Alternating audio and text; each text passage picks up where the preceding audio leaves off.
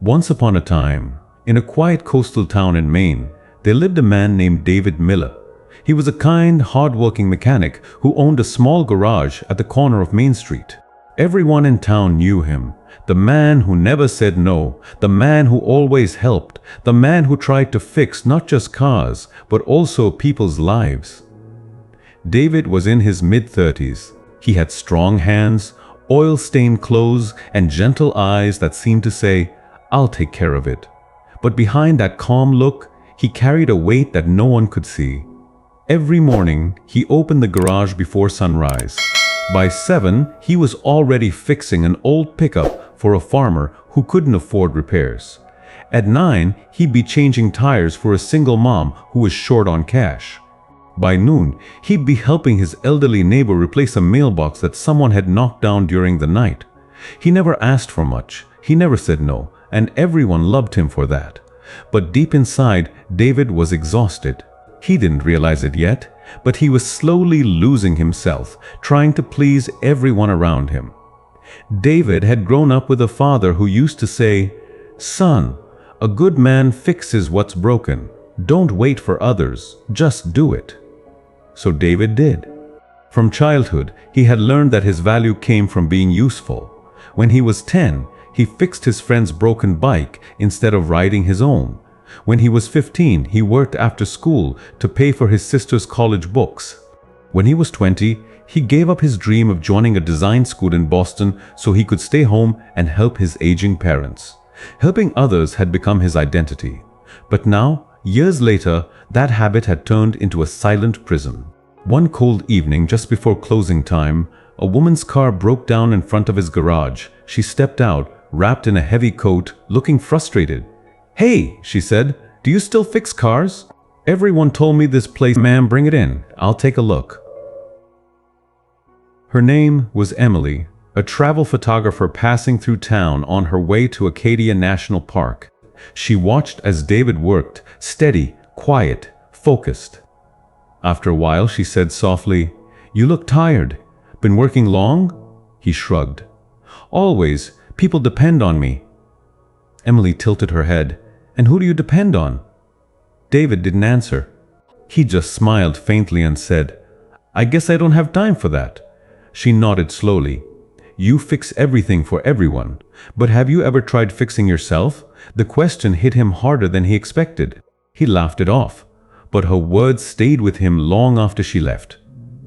The next morning, David woke up late. His phone buzzed, non-stop texts from neighbors, customers, friends. "Hey, can you check my brakes today? My lawnmower died again. Can you take a look? Can you help with the community fair setup tonight?" He sighed, rubbed his face, and thought, "I can't keep up anymore." But he went anyway. Because that's what people expected.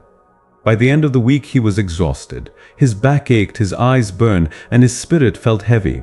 He barely ate, barely slept, but still forced himself to smile and say, "Sure, I'll help." One evening, while fixing a neighbor's old tractor, his hand slipped, and he cut his palm deep. Blood dripped onto the cold metal. His neighbor panicked. "Oh no, David, you okay?" David forced a smile. Yeah, it's fine, just a scratch." But when he got home and washed his hand, he looked in the mirror and saw more than blood. He saw a man trying to patch up everyone else while falling apart himself. That weekend, a powerful storm hit the town. Heavy rain flooded the streets. Power lines fell. Trees were uprooted. David worked non-stop helping others, towing cars, rescuing pets, fixing generators, giving people shelter in his garage. He didn't stop for 2 days. By the third night, he collapsed on the cold concrete floor, dizzy and weak. When he woke up, he was in a hospital bed. Emily, the traveler he had helped days ago, stood by his side. "You scared the whole town," she said gently. "You passed out from exhaustion." David tried to sit up.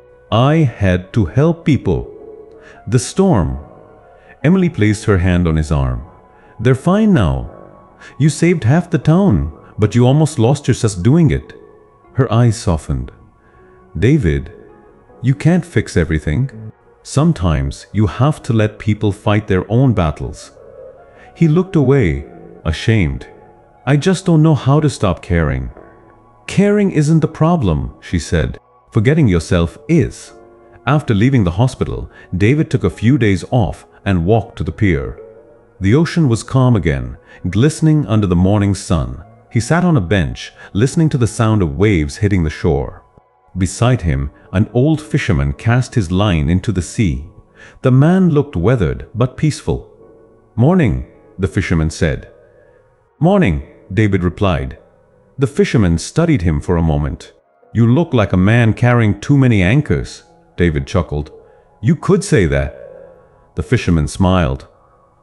"You know, son, I used to do the same. Every time someone's boat broke, I'd sail out to help. Didn't matter if the storm was bad or if I was sick. I thought being strong meant saving everyone." "What changed?" David asked. "One day, I nearly drowned trying to rescue a man who didn't even want help," the fisherman said quietly. "That's when I learned. Sometimes people have to face their own storms. If you jump in every time, you'll sink before they learn to swim." Those words echoed through David's heart. He finally understood. Helping isn't the same as saving. He couldn't fix everyone's problems. Some people needed to learn, to struggle, to grow on their own. Over the next few months, David started changing his life. Slowly but surely. He still helped people, but he learned to say, "I can't right now," or "You'll figure it out. I believe in you." At first, folks were surprised. Some were even upset. "You've changed," they said. David smiled. "Yeah, maybe I have." He began closing his garage earlier, spending evenings walking along the beach, cooking proper meals, reading books he'd always wanted to read. He reconnected with his sister, took a weekend road trip to Boston, and started sketching again, the dream he once gave up. He wasn't perfect, but he was finally living. One afternoon, Emily returned to town. She had just finished a photo project and wanted to thank him for his kindness months ago. "You look different," she said with a grin. "Lighter." David laughed. "I stopped trying to fix everyone," she nodded. "Good. You finally fixed the right person." They spent the day walking along the pier, talking about life, choices, and freedom. Emily showed him one of her photos, a tiger in the wild, majestic and untamed. She smiled. "You know, people aren't so different from this tiger. You can't change their nature. You can love them, guide them, help them, but you can't control or save them. They have to find their own way." David looked at the photo and said softly, "Yeah, I learned that the hard way."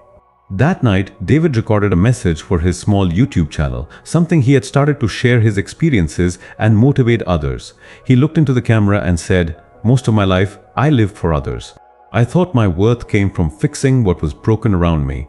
But I was wrong. Sometimes trying to fix everything means you end up broken instead. If you're watching this, I want you to remember something. You can't fix people who don't want to change. You can't carry everyone's pain, and you don't have to sacrifice your peace to prove your kindness." He paused, then smiled. "Stop living for others. Start living for yourself, not in a selfish way, but in a balanced way. Because you deserve to breathe, to rest, to grow." He ended the video with the town looked brighter. David's garage was thriving. He had hired a young apprentice named Eli, teaching him not just about engines, but about life. One evening, Eli asked, "Why do you always tell me not to take every job that comes our way?" David smiled. "Because not every problem is ours to solve. Sometimes the best help you can give is a word of encouragement, not a repair." Eli nodded slowly. "You really live by that, huh?" "Every day," David said. "You see, fixing people isn't love. It's control. Real love is trust. It's letting others learn, even if they stumble." He looked out at the sunset, golden light flooding the horizon. For the first time in years, he felt peace. Months later, David's story began spreading online. His simple video, "Stop Living for Others," reached thousands of viewers. People from across the country commented, sharing their own experiences of burnout, guilt, and rediscovering balance. Messages flooded in. "I needed this reminder. I finally said no to something today. I realized I can't save everyone, and that's okay." David replied to as many as he could, grateful and humbled. He realized that by letting go of the need to fix everything, he had finally found his purpose, not in saving others, but in inspiring them. So what's the lesson here? Sometimes the kindest thing you can do for others and for yourself is to step back. You don't have to rescue every friend, solve every problem, or heal every wound. People grow when they face challenges. They discover their strength when you stop shielding them from pain. And you deserve rest. You deserve peace. You deserve to live your own story, not everyone else's. Life isn't about fixing everything. It's about understanding what can be fixed, what should be accepted, and what must be released. If you've listened to this story today, remember, don't lose yourself trying to please everyone. Don't try to fix what isn't yours to fix. And don't let guilt stop you from living your truth. Start small. Set boundaries.